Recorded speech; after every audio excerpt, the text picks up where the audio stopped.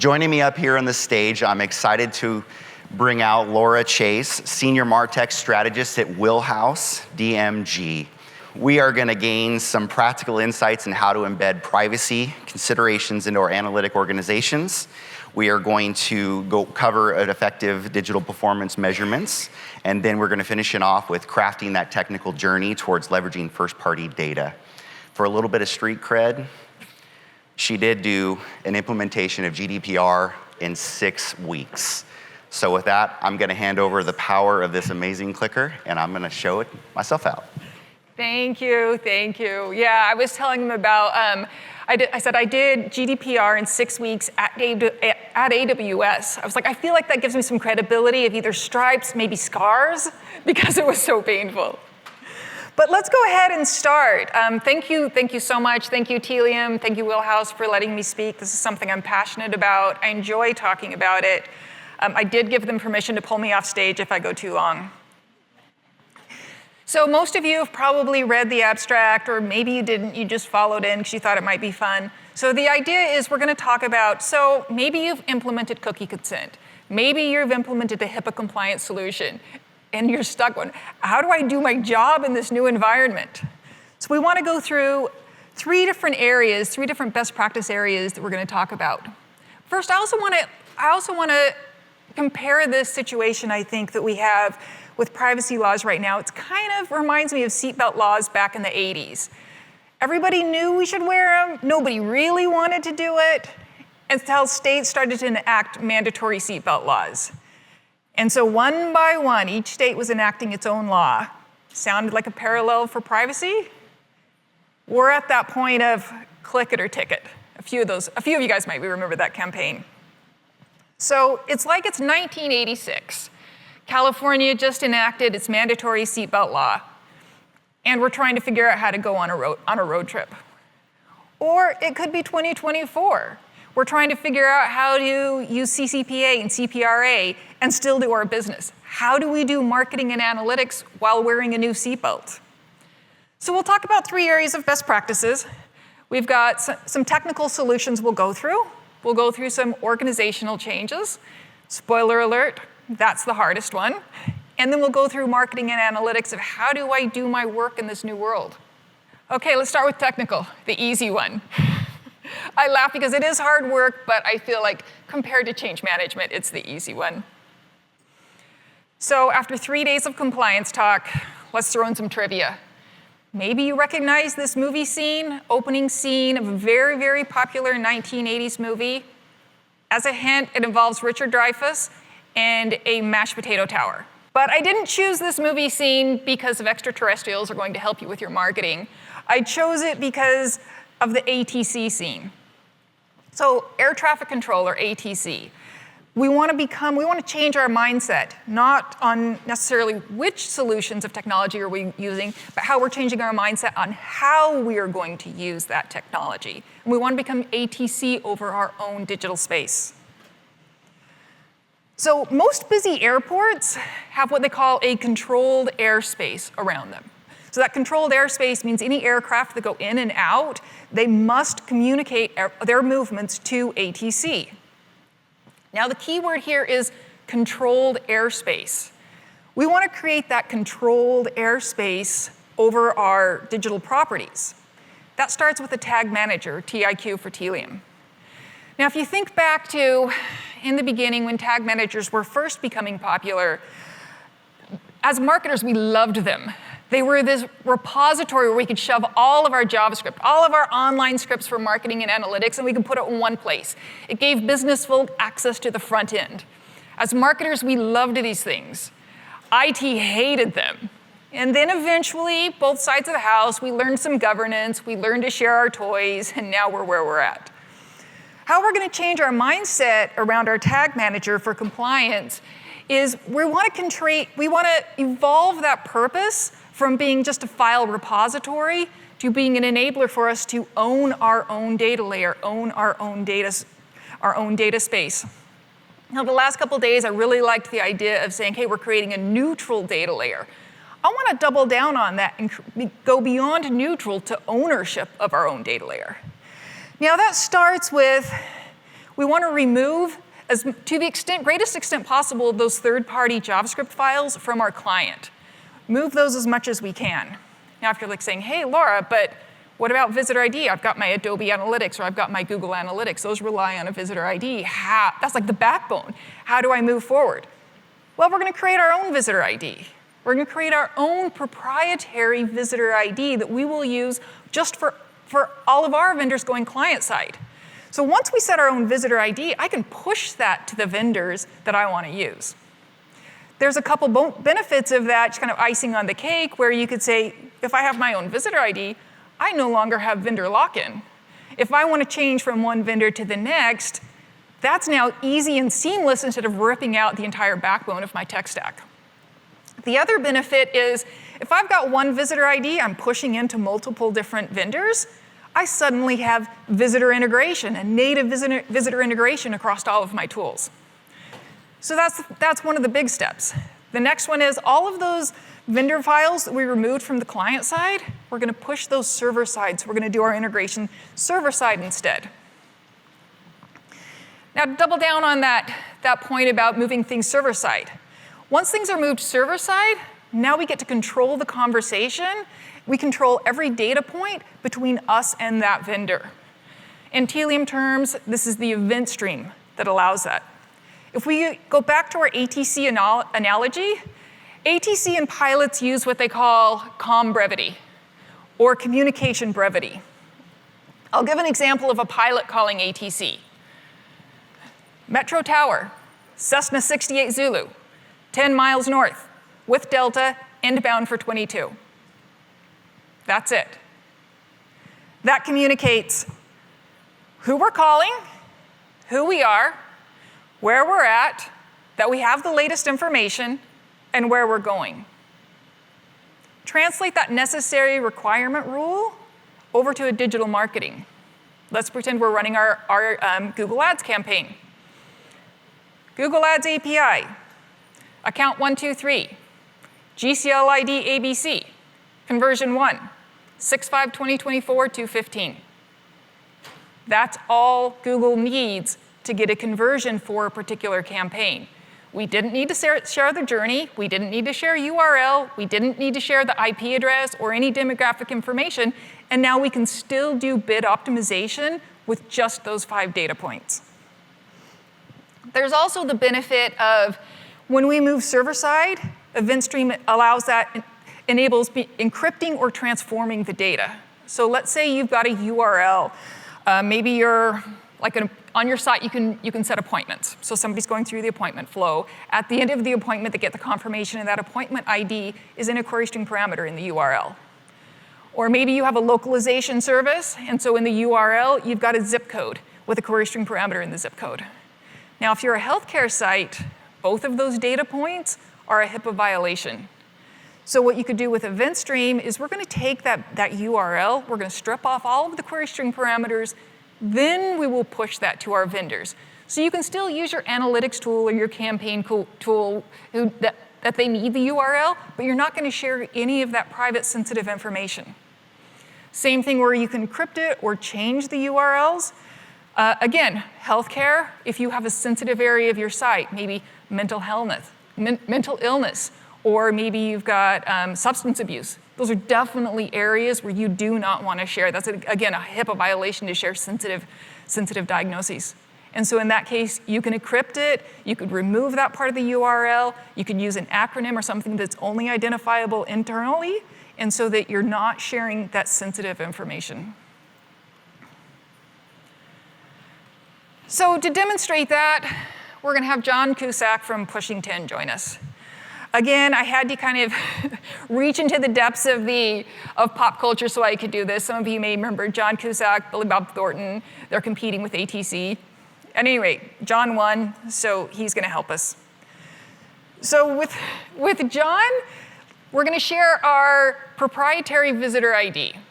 In this example, we're pushing that to Adobe Analytics. We're also pushing that into our first-party data store. We're collecting IP address. We're pushing that into our first-party data. Maybe we're running a Facebook campaign, and so we want to get that Facebook campaign tracking code.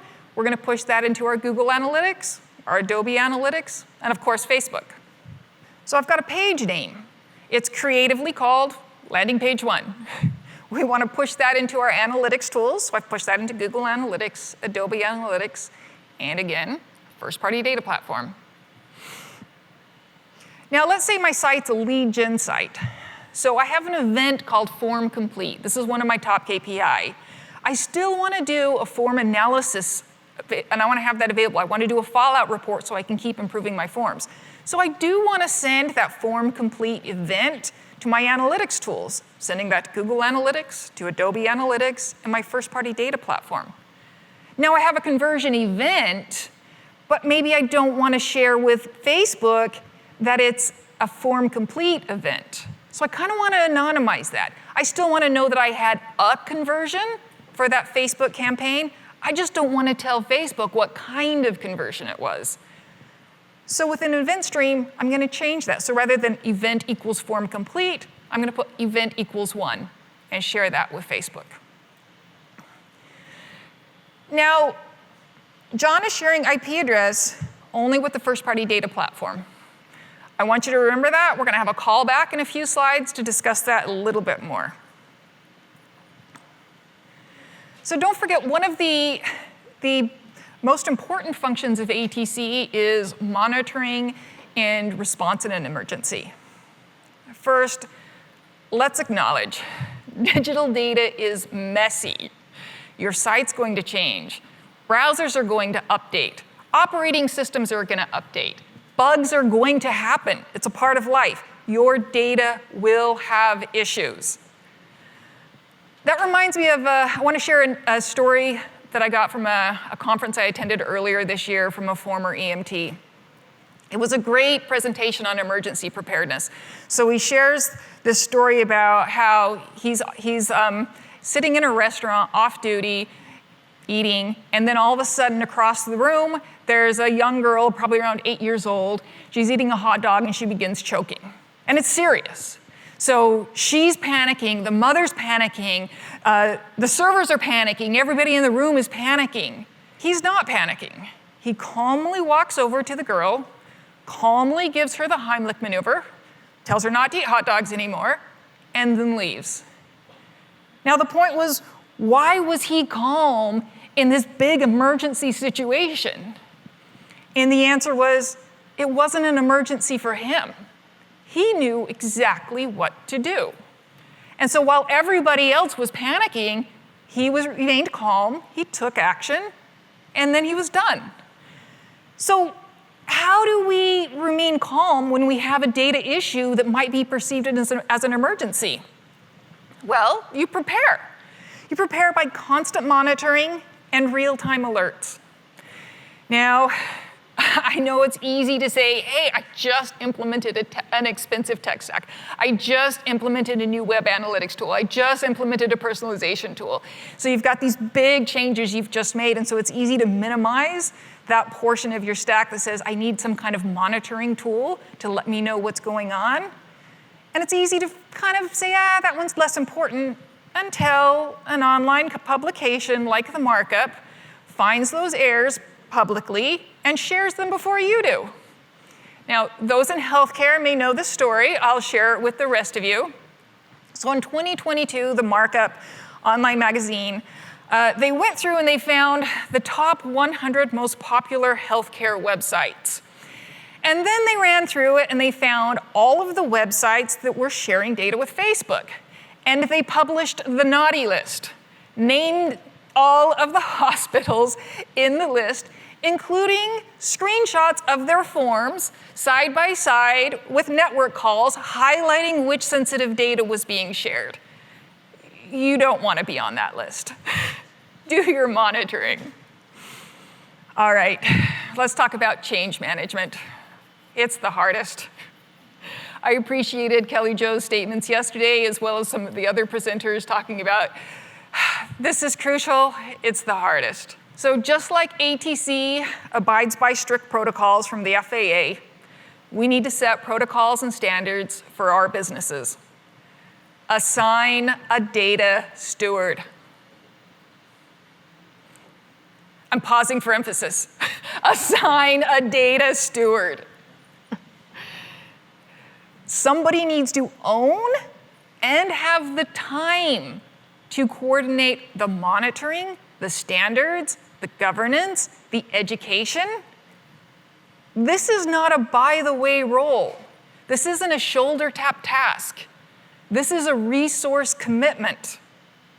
The data steward is going to be busy. They have to work across the entire organization.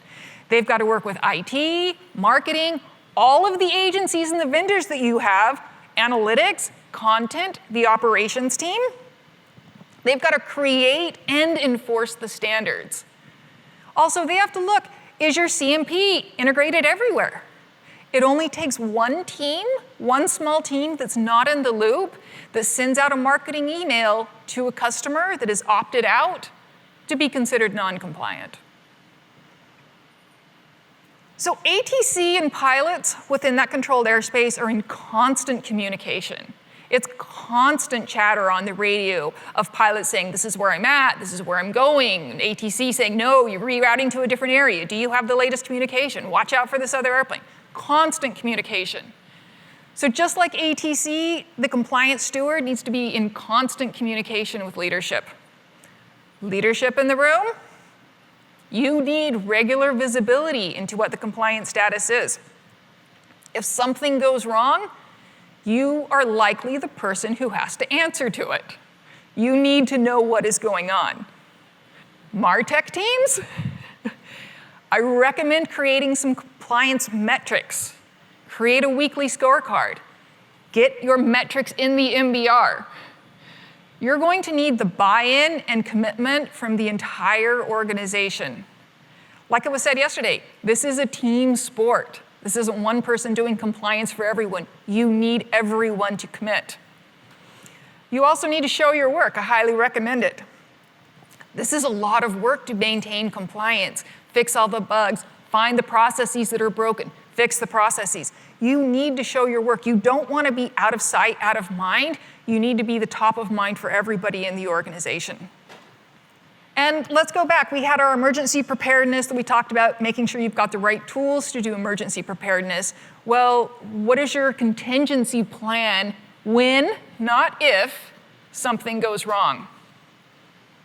What do you do? What does the organization do when an error is found? Remember, it's only an emergency if you don't have a plan. And digital transformation, I know it's the buzzword. You can kind of groan here. But ATC is monitoring constant change. There's the FAA changes, chart changes, weather changes. Pilots have to monitor which direction the wind is blowing so they know which direction on the runway to land. Things change fast. Kind of sound familiar to our privacy policies lately? Remain nimble. You've got to remain nimble with technology, and you've got to remain nimble within your organization. Things will change, and they change fast. Whatever you implemented yesterday is out of date today. So in the age of compliance, as a marketer, how do I do my job? So first, let's acknowledge waiting it out is not a viable option. Just like the seatbelt laws, they didn't go away. You need to adapt. So we're going to look at a couple marketer problem statements. Marketer problem statement 1. I used to rely on cookie data for campaign conversion reports. Now only about 25% of my website visitors opt into cookies. How do I know my campaign performance anymore? Problem statement 2.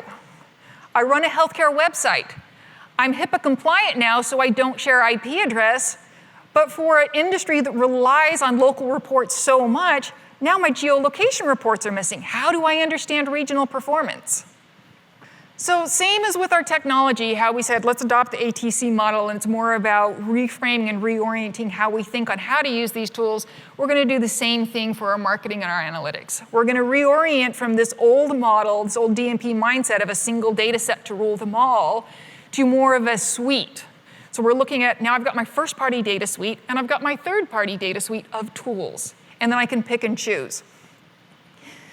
So first things first, we want to focus on the business question. Now I'll get on a little bit of a soapbox. As a former analyst, I recommend is, so what is our real business question? 9 times out of 10, when I had a stakeholder come to me and say, I need report X, could you give me report X? I needed to do the 5 whys. 9 times out of 10, they didn't need report X, they needed report Y with metric Z. So step off of soapbox, get to the right business question first. Once we've established we have the right business question, now we're going to start doing a decision tree. How soon do I need that answer? Is this something I need very quickly, or is this something I can spend a few days or weeks on? All right, is this a first-party data question, or is this a third-party data question? Oh, I just need to know how many visits per campaign I got. Oh yeah, I can get that in my third-party data very, very quickly. Oh, you need to know by zip code what was the performance of a campaign? Now that's moved to a third-party data set. Okay, so here's our callback. Remember we had John Cusack and he would only share IP address with the first-party data platform? So I wanted to bring this up because this is, I think Aaron brought this up in the panel yesterday, is the problem isn't necessarily the data collection, especially if you're compliant, you have that BAA with your tag manager. The problem isn't the collection of the data, the problem is the sharing of the data. So we want to bring that IP address into our first-party data system. We're just not going to share it with our vendors. We could do that IP mapping to geo, IP mapping to company, IP mapping to our office IP addresses. We can do that through our first-party data system.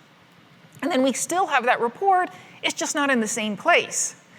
But also keep in mind, event stream, like ATC, they route information, they don't store the information. So if you don't have a first-party data store for all of that raw information you're collecting, it's gone. So I do recommend, you don't have to have your first-party data strategy completely ironed out. Just get a first-party data store so you're collecting that information. You'll use it later, once you've figured out the strategy, but you haven't lost that information. And this is the slide I like to call managing up and managing expectations. Analysts are now straddling that idea of I've got first-party data and I've got third-party data. At times I can answer through third-party data and I can manage very quickly. At other times I'm looking at third-party data, or first-party data, sorry, and that one's going to take a little bit longer. So I've got to straddle both. Sometimes I need to blend that data before sending it up. And so that's setting expectations on, do we still have those metrics? I'm going to communicate that up. Is that same report, maybe it used to take 24 hours, now it's going to take 3 weeks? I'm going to communicate that up. There's also, I feel like there's a couple of gotchas here when you're, especially once you've implemented, say, cookie consent, or you've implemented HIPAA compliance, maybe you've just implemented a new web analytics tool. Your data has changed. It's not the same. So you need to go through with all of your teams and understand which KPI and which performance metrics is their performance tied to. If you're asking a team to perform according to a particular metric that either doesn't exist, takes longer to do, or you've got to change that metric, that puts them in a really difficult spot. And so make sure as you're going through this, you're analyzing which teams, which metrics are still available, which metrics are not available, and then orienting accordingly. The other one that I really like to, I feel like this is the downfall of implementing any new tech stack, is once you've implemented a new data set, suddenly you're going to have visibility into parts of your website you didn't have before. You will see areas of underperformance. You will see areas of your website you thought you were knocking it out on the park, maybe you're meh. There's going to be areas of the website that suddenly you're seeing that you're doing pretty badly on.